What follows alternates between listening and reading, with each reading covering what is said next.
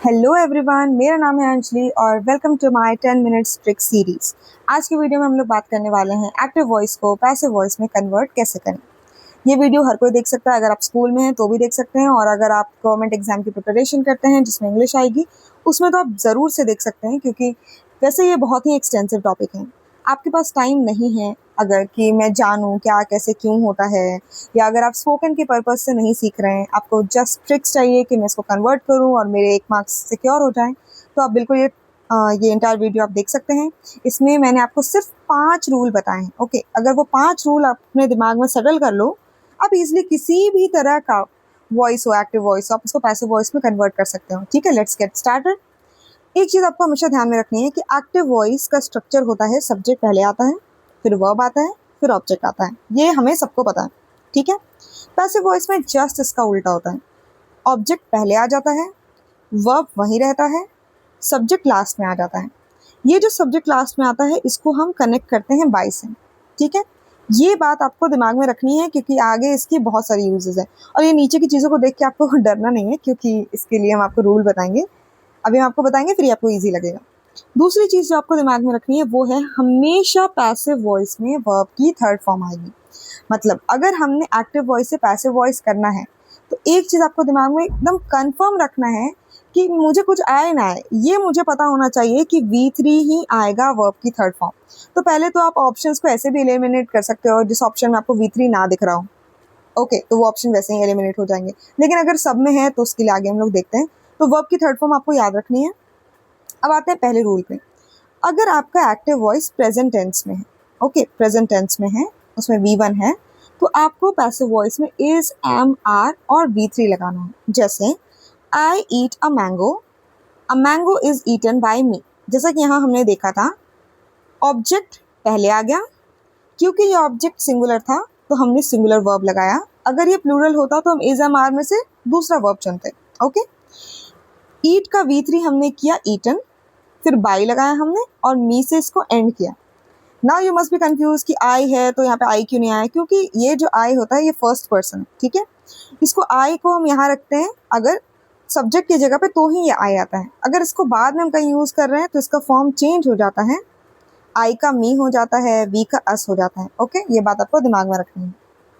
Rule number 2, अगर आपका active voice past tense है, ठीक है, अगर उसमें V2 है, पास्ट टेंस मतलब V2, ठीक है, एक बात ये क्लियर रखना है, तो हमें पैसिव वॉइस में वॉज वेयर ज़रूर से लगाना है। जैसे आई एट अ मैंगो, तो ऑब्जेक्ट पहले आ जाएगा, क्योंकि ये सिंगुलर ऑब्जेक्ट है तो हम यहाँ पे वॉज लगाएंगे, फिर V3 करेंगे, बाय, फिर आई को चेंज करके मी कर देंगे। ओके, दैट्स इट, कोई और कंफ्यूजन नहीं है इसमें। अगर पास्ट टेंस है वॉज वेयर लगा देंगे, दैट्स इट। थर्ड थर्ड है कॉन्टिन्यूस टेंस। कॉन्टिन्यूस का टेंस का मतलब होता है ING फॉर्म। जिस भी सेंटेंस में ING लगा हो, eating, sleeping, going, dancing, okay, तो आपको इसमें बीइंग का यूज़ करना है। अभी कंफ्यूजन हो सकता है, मतलब कि बीइंग कहाँ आएगा, कैसे, अगर आपको कंफ्यूजन है तो आपको याद रखना है कॉन्टिन्यूस टेंस में ING होता है, तो हम जब इसको पैसिव करेंगे ना तो उसमें भी हम ING वाला एक वर्ड लगाएंगे। ओके, तो बीइंग लगाएंगे। I am eating a mango, object पहले आ गया, ऑब्जेक्ट क्योंकि सिंगुलर था हमने सिंगुलर वर्ब लगाया। ठीक है, फिर हमने बीइंग लगाया, V3, और बाय से सब्जेक्ट को कनेक्ट कर दिया। अभी आप सोच रहे होंगे कि यहाँ पे प्रेजेंट कॉन्टिन्यूस था तो हमने कर दिया, पास्ट होगा तो क्या करेंगे। अगर यहाँ पे एम की जगह वॉज होता तो हम यहाँ पे वॉज कर देते हैं सिंगुलर प्लूरल के हिसाब से, अगर प्लूरल होता तो वर्ड कर देते हैं। Okay, don't get confuse by these things. Rule number 4, perfect tense. Perfect tense का मतलब है हैज़, हैव और हैड वाला सेंटेंस। इसमें आपको BEEN, बीन का यूज़ करना है पैसिव वॉइस में। जैसे I have eaten a mango, a mango पहले आ गया, अ मैंगो क्योंकि सिंगुलर था तो हमने सिंगुलर वर्ब लगाया हैज़, फिर बीन, फिर V3 और बाय मी। ओके, हम यहाँ पे एक ही तरीके का सेंटेंस को चेंज करके आपको बता रहे हैं ताकि आपको डाइवर्सिटी मिले कि एक ही सेंटेंस को हम कितने तरीके से बोल सकते हैं, इसको कितने तरीके से इसका मतलब निकल सकता है। ओके, नेक्स्ट है हमारा फ्यूचर टेंस। फ्यूचर टेंस है, इसका मतलब इस सेंटेंस में विल आएगा। ओके, तो हमें इसमें सीधा सीधा बी लगा देना है पैसिव वॉइस में। जैसे I will eat a mango, तो अ मैंगो पहले आ गया ऑब्जेक्ट, विल तो रहेगा ही, हमें बस इसमें बी ऐड कर देना है, फिर V3 और बाय से एंड कर दें। तो आई होप आपको इतनी चीज़ें समझ में आई होंगी। कोई भी कंफ्यूजन हो आपको, you can ask me in the comment section. एक बार फिर से हम लोग रिवाइज करेंगे। प्रेजेंट टेंस है तो हमें इज एम आर लगाना है, पास्ट टेंस है वॉज वेयर लगाना है, कॉन्टिन्यूअस है बीइंग लगाना है, परफेक्ट है हैज़ हैव हैड दिख रहा है आपको, बीन लगा देना है, विल है तो बी लगा देना है। Okay, now here are 2 sentences for you. इसको आप होमवर्क में करेंगे और कमेंट सेक्शन में इसका आप हमको जवाब देंगे। तो सीता सिंह से सॉन्ग we have helped a man, हम आपको एक हिंट देते हैं। ये सेंटेंस जो है ये प्रेजेंट टेंस में है।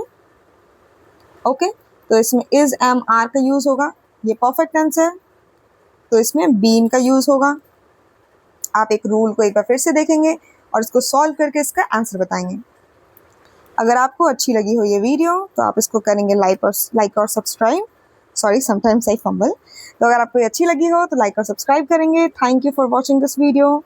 और इसकी जैसे और भी चीज़ों पे आपको ट्रिक्स चाहिए हो तो you can surely comment down in the comment section. See you in the next video. Till then take